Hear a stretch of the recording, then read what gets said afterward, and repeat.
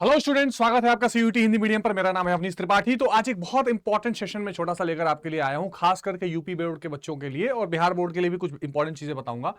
देखो, हमको पता है जो सीबीएसई बोर्ड के स्टूडेंट्स हैं उनको जो हिंदी मीडियम के लिए जो सिलेबस लेना होता है, आपको पता है एनसीईआरटी पीडीएफ आपके लिए काफी है। मतलब एनसीईआरटी जो है, अगर आप गूगल पे सर्च करोगे एनसीईआरटी पीडीएफ, आपको सिंपली मिल जाएगा कि भाई एनसीईआरटी पीडीएफ निकल गई किसी भी सब्जेक्ट की, और वहां से आपको पता है कि ये मेरा सिलेबस है। लेकिन जो बच्चे यूपी बोर्ड के हैं या बिहार बोर्ड के हैं, उनको अपना सिलेबस कैसे पता चलेगा? और सिलेबस बहुत इंपॉर्टेंट है। मुझे पता है बहुत सारे बच्चे हैं जिन्होंने पढ़ाई स्टार्ट कर दी है, पर सिलेबस कहां से देखें ये पता ही नहीं है, या सिलेबस में क्या क्या चल रहा है ये पता ही नहीं है।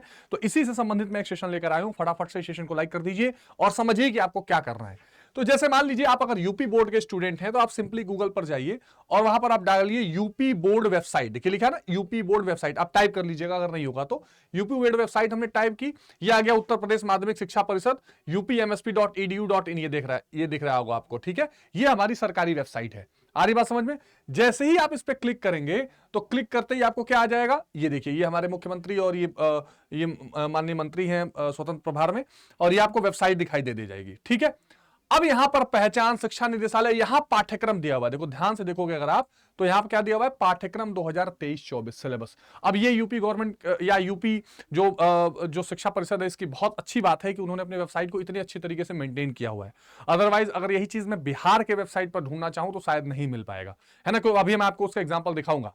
अब ये देखो, पाठ्यक्रम 2023-24 पे आप जैसे ही क्लिक करोगे तो यहां पर आपको ऑल सब्जेक्ट वाइज सिलेबस दिखाई दे देगा। सारे सब्जेक्ट आपको यहां पर दिखाई दे देंगे कि आपको कौन सा सिलेबस देखना है। अब यहां पर मान लीजिए कोई बच्चा 10th का है, 9th का है, वो यहां पे देख सकता है, 11th का यहां पे देख सकता है। यहां सिलेबस क्लास 12th का आपको दिखेगा, ठीक है।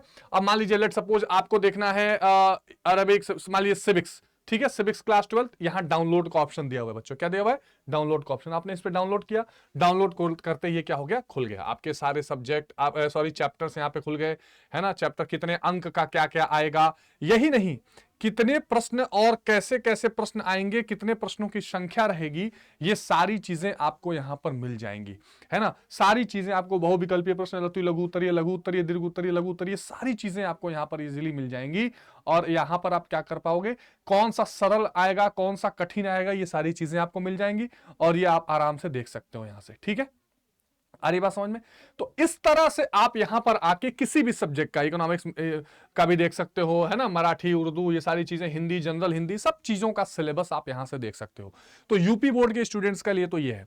बिहार बोर्ड के स्टूडेंट्स के लिए आपको पता है कि बिहार में भी अब एनसीईआरटी फॉलो किया जाने लगा है, लेकिन उनके वेबसाइट पर सिलेबस को लेकर बहुत परेशानी है। देखो, जो जो जो बिहार बोर्ड की वेबसाइट है, उसकी मेन वेबसाइट होती है, एक तो बीएसईबी का वेबसाइट है ना, एक तो बीएसईबी जो बिहार में है, ठीक है, बीएसईबी जो बिहार का है, एक ये इनका सेकेंडरी बिहार बोर्ड ऑनलाइन.com एक वेबसाइट है। अब इस पर मैंने बहुत सर्च करने की कोशिश की, कहीं पर भी यहां पर आपको जल्दी सिलेबस, एक सिलेबस का आइकन यहां मिला, पर ये स्टेट कॉमर्स का बस सिलेबस दिखाई दे रहा है ना। तो यहां पर आपको ये थोड़ी सी मुश्किल हो सकती है, लेकिन इन्होंने एक और, इनका बिहार गवर्नमेंट.in करके वेबसाइट है, उस पर एक सिलेबस दिया हुआ है, जो सिलेबस सत्र 2007-9 के हिसाब से लिखा हुआ है। मतलब 2007-9, यही नहीं, 1 अप्रैल 2023 को एक सर्कुलर भी आया है, उस सर्कुलर में भी उसी तरह के सिलेबस को फिर डाला गया है, जिसमें बहुत सारे कंफ्यूजन हैं, गड़बड़ियां हैं, या कुछ क्लैरिटी नहीं है। तो आप 1% उसी को आधार बनाते हुए कई सारे वेबसाइट ने यहां पर दिया हुआ। जैसे मान लो अगर मैं बिहार बोर्ड वेबसाइट अगर ऐसे करके डालूं, बिहार बोर्ड वेबसाइट करके, देखो देखो, एक यहां पर एक ही आया, एक ये गवर्नमेंट ऑफ बिहार का वेबसाइट आता है। इसको अगर मैं क्लिक करूंगा तो एक वेबसाइट ओपन होती है, यहां पर सिलेबस में एक बहुत पुराना सिलेबस डला हुआ है, और वो 2007-9 के हिसाब से कुछ चीजें बताता है, ठीक है। तो ये एक पुराने हिसाब का सिलेबस है, लेकिन आप जो स्कूल में किताब पढ़ाई जा रही है उस हिसाब से, अब यहां देखो, इस सर्कुलर में भी आप नीचे अगर 1 अप्रैल के सर्कुलर पर जाओगे तो आपको 1 अप्रैल के सर्कुलर में एक चीज दिखाई पड़ती है, 1 अप्रैल के सर्कुलर में एक चीज आपको दिखाई पड़ेगी, और उसमें भी थोड़ा सा सिलेबस आपको दिखाई पड़ेगा, ठीक है। उसमें भी थोड़ा सा सिलेबस आपको दिखाई पड़ेगा। ये तो 11 मई का करके है, ऐसे ही करके 1 अप्रैल में जाओगे अगर आप, ठीक है, 1 अप्रैल के आसपास के सर्कुलर में जाओगे तो वहां पर आपको दिखाई पड़ेगा एक सर्कुलर सिलेबस का, वो भी आपको क्या दिखाई पड़ेगा, 2007-9 का सत्र। तो गूगल पर जो ऑनलाइन अवेलेबल हैं और जो किताबें आपके स्कूल में लगाई जा रही हैं, आप उसको पूरा फॉलो करिए। एनसीईआरटी पैटर्न फॉलो करने की वहां भी कोशिश की जा रही है। अब यूपी बोर्ड में भी एनसीईआरटी पैटर्न फॉलो किया जा रहा है, लेकिन बहुत सारे चैप्टर्स को एनसीईआरटी ने डिलीट किया है, तो यहां से भी डिलीट कर दिया चुका है। ये तो कंप्लीटली एनसीईआरटी को आजकल फॉलो कर रहे हैं। ठीक है, तो इस तरह से मुझे आपको ये चर्चा करनी थी कि अगर आपको सिलेबस देखना है तो आप इस तरह आराम से अपना सिलेबस देख सकते हैं किसी भी सब्जेक्ट का। ठीक है, आगे बात समझ में। देखिए, उत्पादनकर्ता का व्यवहार, आपूर्ति, बाजारों के प्रकार, ये इकोनॉमिक्स का सिलेबस है, तो कोई भी आप सिलेबस देख सकते हैं। अब इसमें कोई डाउट परेशानी आपको हो तो कमेंट में जरूर बताइएगा। बाकी हम सारी चीजें डिटेल में बताते रहेंगे। थैंक यू, जय हिंद।